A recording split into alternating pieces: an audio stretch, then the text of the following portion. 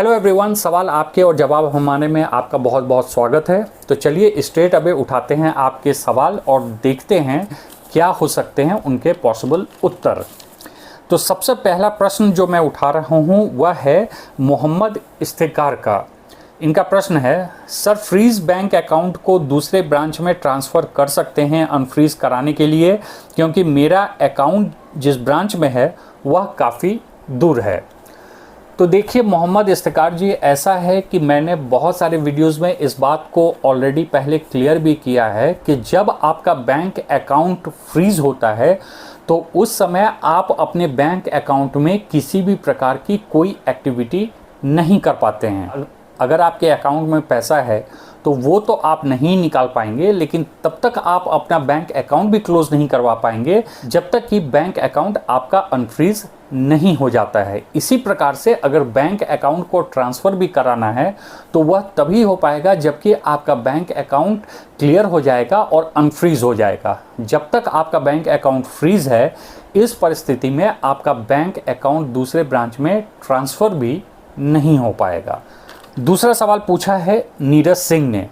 इनका पूछना है कि सर मेरा अकाउंट फ्रीज बता रहा है, ईडीडी रिक्वायर्ड बता रहा है। तो नीरज जी देखिए, ऐसा है कि पिछले कुछ महीनों से बैंक खुद अपने स्तर पर आरबीआई और मिनिस्ट्री ऑफ होम अफेयर्स जो है वह उन बैंकों को मॉनिटर कर रहा है जहां बहुत ज़्यादा ट्रांजैक्शन हो रहे हैं, अनयूजुअल ट्रांजैक्शन हो रहे हैं, या किसी भी प्रकार का ऐसा ट्रांजैक्शन हो रहा है जिससे कि बैंक को, आरबीआई को या मिनिस्ट्री ऑफ होम अफेयर्स को मनी लॉन्ड्रिंग का शक हो जाता है।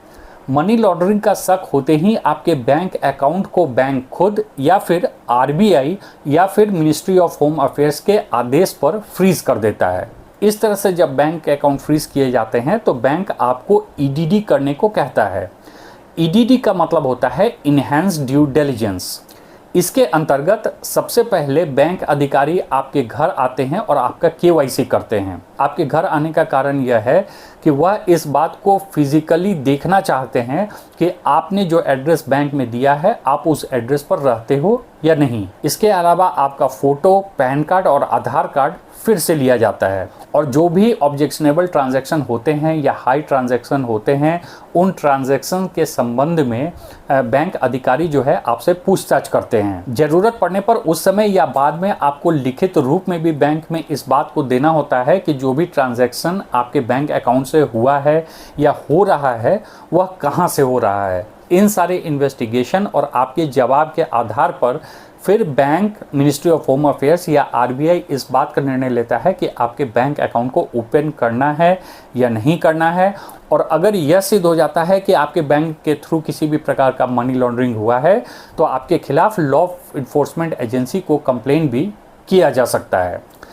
तो आपको इसमें करने के लिए ज़्यादा कुछ है नहीं। आपका बैंक अकाउंट फ्रीज हो चुका है, ईडीडी होना है तो बैंक अधिकारी आपके घर आएंगे, आप अपना केवाईसी करवा लें उनके सामने, और जो भी रिक्वायर्ड इन्फॉर्मेशन है ट्रांजैक्शन के संबंध में वह बैंक अधिकारियों को दे दें।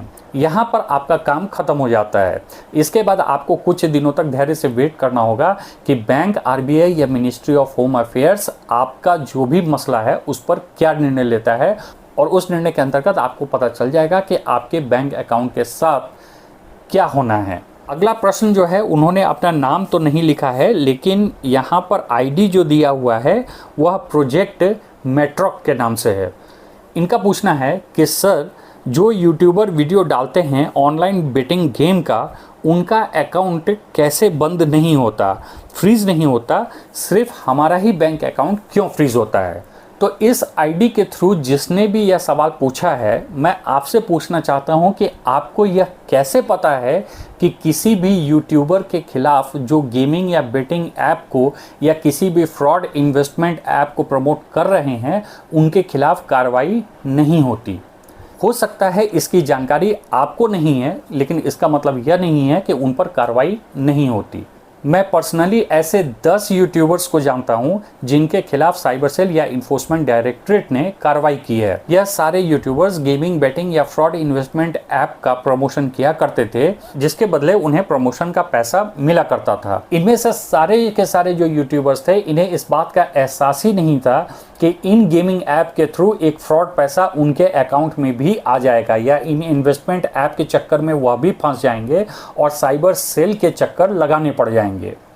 इनमें से एक यूट्यूबर तो ऐसा था जो मनी लॉन्ड्रिंग के चक्कर में फंस गया और बाद में इन्फोर्समेंट डायरेक्टरेट ने उस व्यक्ति पर कड़ी कार्रवाई भी की। तो ऐसा नहीं है कि जो यूट्यूबर्स गेमिंग, बेटिंग ऐप या फिर फ्रॉड इन्वेस्टमेंट ऐप को प्रमोट कर रहे हैं उनके ऊपर कार्रवाई नहीं हो रही है। हाँ, हो सकता है कि जिन गेमिंग बेटिंग वालों को आप जानते हो या इन्वेस्टमेंट ऐप वालों को आप जानते हो उनके खिलाफ अभी तक कार्रवाई न हुई हो, यह हो सकता है, लेकिन यह कहना बिल्कुल गलत है कि उनके खिलाफ कोई कार्रवाई नहीं होती है। अब बात निकली है, तो अगर कोई यूट्यूबर मेरा यह वीडियो देख रहा है तो उनको मैं सावधान कर देना चाहता हूं कि जब भी आप प्रमोशन के लिए किसी भी investment app, gaming, betting app, इन सारे ऐप्स के द्वारा आप प्रमोशन ले रहे हो तो इस बात की बिल्कुल सावधानी बरतें और दोबारा रीचेक करें, नहीं तो इस बात की संभावना है कि प्रमोशन के द्वारा पैसा कमाने के चक्कर में आप साइबर सेल या इन्फोर्समेंट डायरेक्टरेट के हाथे चढ़ जाओ। और बात अब सिर्फ गेमिंग ऐप, इन्वेस्टमेंट ऐप की ही नहीं है, बल्कि आप किसी भी प्रोडक्ट का अगर प्रमोशन कर रहे हो तो आप सावधानी बरतें, 2 बार रीचेक करें और तभी उस प्रोडक्ट या सर्विस को प्रमोट करें। अगला सवाल एक आईडी है यूज़र टेक, उन्होंने पूछा है कि ज़्यादा ट्रांजैक्शन के कारण फ्रीज हो जाए तो क्या करूं? तो देखिए, यहाँ पर एक बात मैं स्पष्ट कर दूं कि अगर आपका बहुत ही ज़्यादा हाई ट्रांजैक्शन हो गया है या अनयूजुअल ट्रांजैक्शन हो गया है तो इस परिस्थिति में कभी भी साइबर सेल आपका बैंक अकाउंट फ्रीज नहीं करता है। साइबर सेल तभी आपका बैंक अकाउंट फ्रीज करता है जबकि उसे किसी फिनेंशियल क्राइम या फिनेंशियल फ्रॉड की जानकारी मिलती है और उस फिनेंशियल क्राइम या फिनेंशियल फ्रॉड से संबंधित कोई भी पैसा आपके बैंक अकाउंट में ट्रांसफ़र हुआ होता है, तभी साइबर सेल आपके खिलाफ एक्शन लेती है और आपका बैंक अकाउंट फ्रीज करती है।